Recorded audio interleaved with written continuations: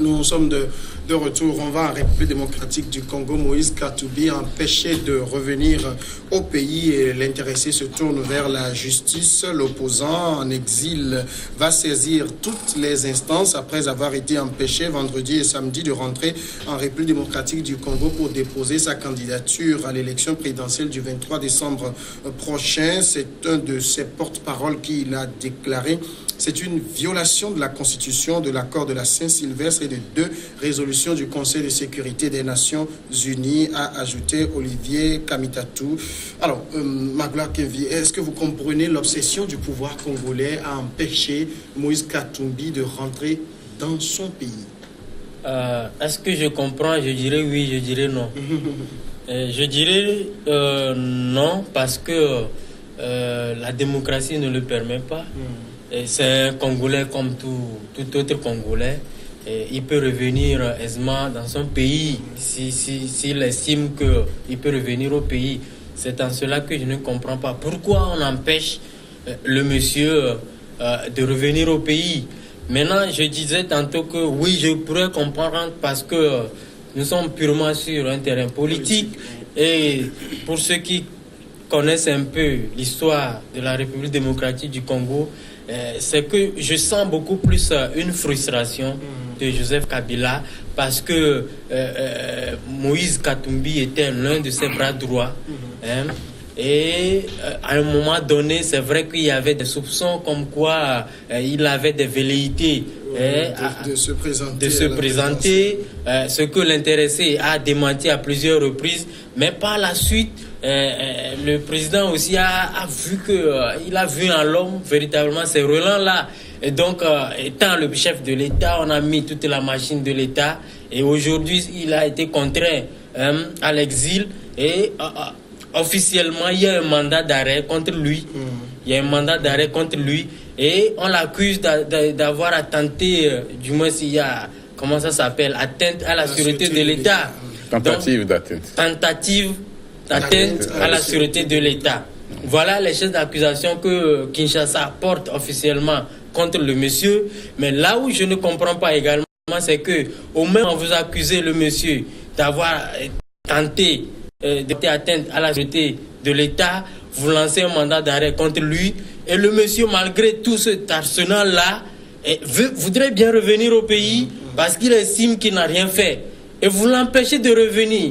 Moi, j'estime qu'il n'y a pas, quelque part, ça ne cloche pas bien. Si tant est que ce que vous reprochez au monsieur sont avérés, et ce que vous reprochez au monsieur est avéré, autant pour moi, autant l'attendre pour qu'il puisse descendre pour le cueillir, comme on le dit dans le jargon. Mais aujourd'hui, le monsieur a tout fait. On a interdit à son avion d'atterrir. Il a atterri en Zambie.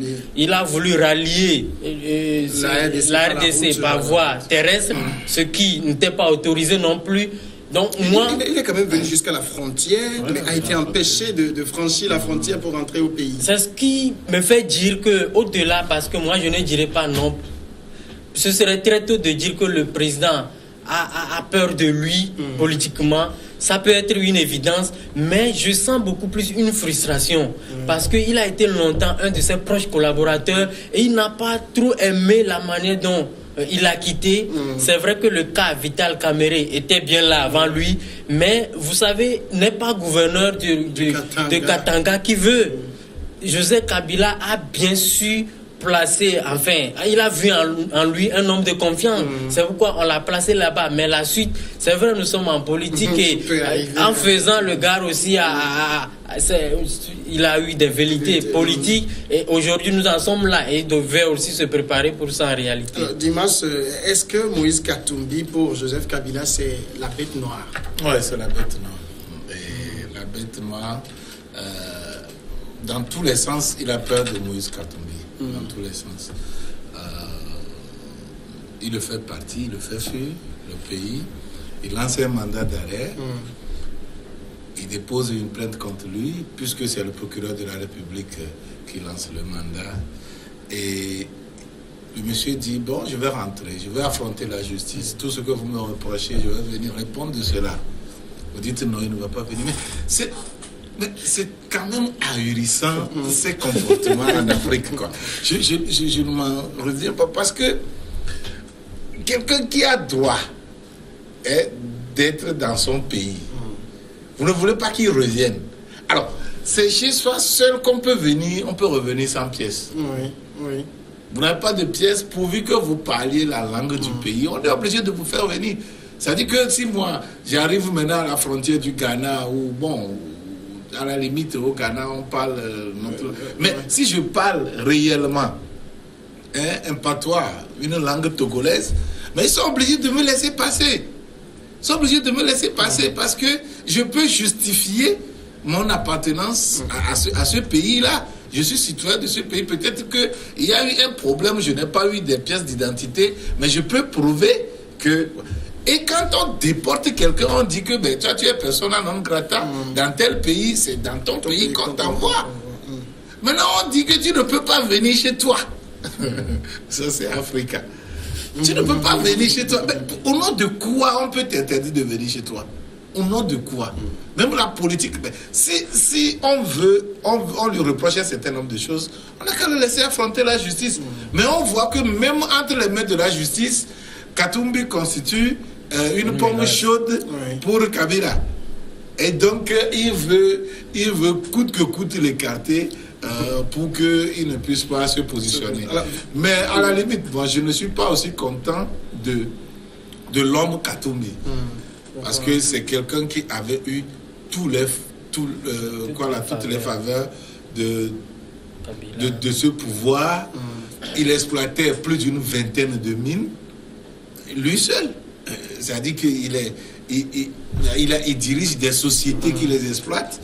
Et c'est comme ça qu'il a bâti sa fortune. Oui, il a battu sa fortune. Vous savez, Kabila, quand les arbitres, vous savez qu'on est un peu dans le monde du football aussi, quand les arbitres et autres causes de tout-puissant Mazembe, on les met sur... Mais Kabila, c'est celui qui intime l'ordre à la CAF. Katumbi plutôt. Nous ne voulons plus de tel arbitre. Nous voulons tel arbitre sur notre match. Et la CAF s'exécute. Rapidement. On prend des arbitres que Katumbi seul recuse.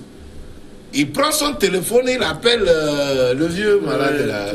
Comment il s'appelle? Sayatou. Il lui dit, écoutez, je ne veux pas de celui-ci. Ayatou s'est exécuté.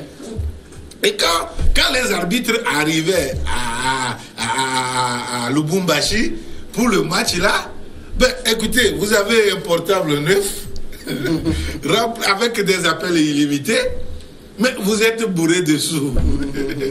Non, ici c'est entre parenthèses pour dire que le gars c'est un maniaque. Mais il n'a pas su mettre la différence entre la puissance économique et la puissance politique. Il veut essayer de cumuler cela en oubliant que c'est quelqu'un qui l'a placé là-bas, qui lui a donné toutes ses faveurs pour qu'il puisse être ce qu'il est.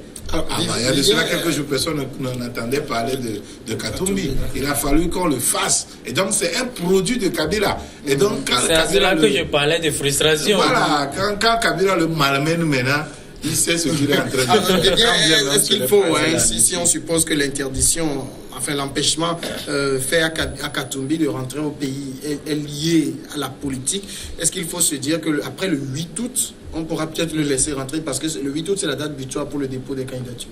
Non, justement, je pense qu'il ne faut pas s'entendre. Au contraire, le pouvoir de la RDC veut empêcher M. Katumbi de rentrer juste pour ne pas déposer la candidature à temps. Mais tu vas voir qu'après le moment de dépôt de candidature, on va le laisser rentrer. Et on peut... Oui, on peut empêcher de venir soutenir un opposant contre Kabila. Oui, tôt ou tard, on va le laisser rentrer. Mais aujourd'hui, le premier objectif du régime de Kabila, c'est de tout faire pour l'empêcher de rentrer. Parce que M. Katumbi, c'est quand même une grosse machine, une grande machine, qui peut broyer tout. Et vous savez que l'homme était à l'étranger, mais il téléguidait des manifestations au niveau du pays. Donc aujourd'hui, ce qu'on ne peut pas comprendre, c'est que nous sommes dans un régime qui aspire à la démocratie. On dit que c'est un régime qui veut respecter l'état de droit, la liberté. et on empêche un citoyen de revenir à la maison. Ça n'a même pas de sens. C'est ridicule, les gens vont se moquer de nous. Mais en même temps, on dit, on recherche la personne pour l'arrêter, pour que la personne réponde devant la justice, mais on ne lui permet pas de rentrer dans le pays. Ça veut dire que le mandat d'arrêt qui a été lancé, on sait très bien que ce n'était pas légal, mais on a d'autres objectifs derrière, effectivement, ce mandat d'arrêt. Vous savez même qu'il a été jugé en son absence, et puis condamné.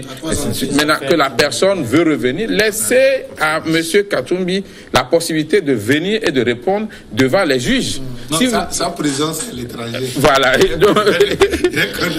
Mais Kabila et son régime se disent, mais si jamais cet homme-là rentre, et surtout s'il arrivait à mettre l'alliance là dont il a parlé en marche, ça va broyer effectivement le régime. Tout le monde sait que Kabila le redoute. Mais est-ce que Katumbi peut tenir aussi longtemps que possible face à Kabila, face à la machine de l'État, à l'appareil de l'État qu'il affronte? Ça dépend si c'est Kabila. Quand vous avez les rênes de votre société, la gestion est une chose. Mais quand vous n'êtes pas là, la gestion c'est autre chose aussi. On peut, qui sait si toutes ces sociétés ne sont pas redressées fiscalement, parlant. Et juste après, on va l'étouffer économiquement par tous les moyens. Ça fait partie effectivement des pressions politiques. Oui, il va vivre de ce qu'il a mis à l'extérieur, mais jusqu'à quand? Vous savez, les Occidentaux, pourquoi les Maniens n'arrivent pas à rester à l'extérieur? Vous voyez, quand il y a asile, les menus frétins comme nous là, on résiste. Vous avez vu combien de Togolais sont à l'extérieur? Bon, il y a certains qui s'en sortent et d'autres, même quand vous discutez avec eux, ils disent que moi je m'en sors ici, je ne veux même pas rentrer au Togo. Je ne pense même pas venir au Togo un jour. Il y a d'autres, mais prends les gros bonnets, ceux qui ont réellement les moyens avant de quitter. Mais ils veulent tous rentrer. Bien sûr. Oui, ils veulent tous rentrer parce que les Occidentaux... Comment? Les Occidentaux, là, quand ils vous poussent à sortir un peu, c'est pour vous pomper. Ils vont vous sortir des choses. Ils vont vous mettre dans des conditions que tu es obligé de dépenser parce qu'ils savent, ils connaissent leur fortune.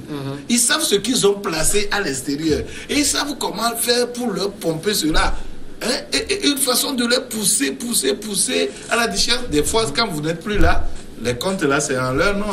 Oui, mais je pense qu'aujourd'hui, ce qu'on ne peut pas comprendre, qu'est-ce que M. Katumbi veut chercher en politique? Parce que économiquement, il est bien assis. Mais je pense que c'est... Peut-il l'inscrire à son CV aussi? Mais vous savez, quand vous êtes riche, et vous n'arrivez pas à mettre la démarcation entre ce qui vous a fait, et donc votre puissance économique et la puissance politique, mais vous vous trompez et immédiatement vous vous égarez, vous voulez avoir le pouvoir politique aussi, et avec surtout les courtisans qui sont à côté, on dit que mais tu as les moyens, tu peux le faire, mais vas-y, fais ceci, fais cela, mais tu oublies que le politique c'est une autre machine. Et c'est ce qui les pousse sur ce terrain politique. Mais si vous prenez des gens comme Dangote, ils sont forts aujourd'hui.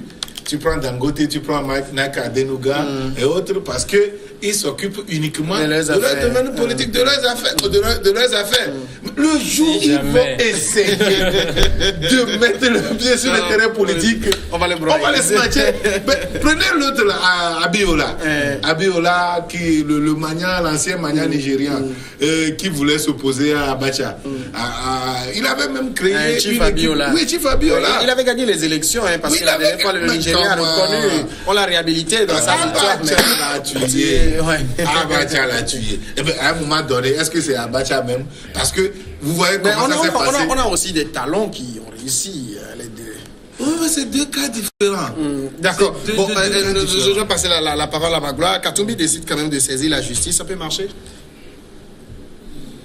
Bon, je ne crois pas. J'attends. Ah non, je sais qu'il avait condamné. Parce que quoi? Qu'il avait condamné toute déjà. La machine est là, Déjà, on l'empêche de rentrer au pays. C'est la même justice qui a lancé. Non, c'est pas la justice qui l'empêche de rentrer.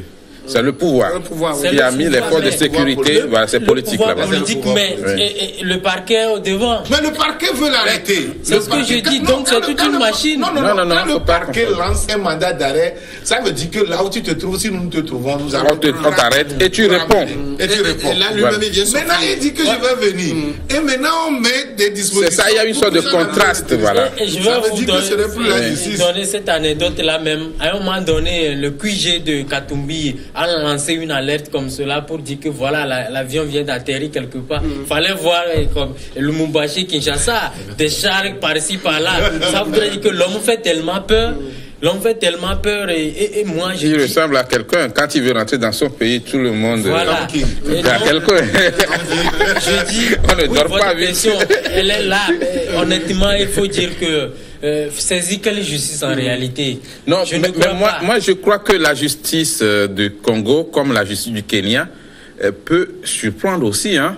Maintenant, on ne laisse pas l'opportunité à Katumbi parce de rentrer. qu'on va du 8. Le dépôt des candidatures, c'est mercredi. Jusqu'à ce jour, le monsieur est toujours coincé en Zambie. Peut-être que la haute juridiction de la RDC va se prononcer sur ce cas. Là où moi je l'apprécie, c'est qu'il dit j'ai la possibilité de rentrer au pays par la brousse.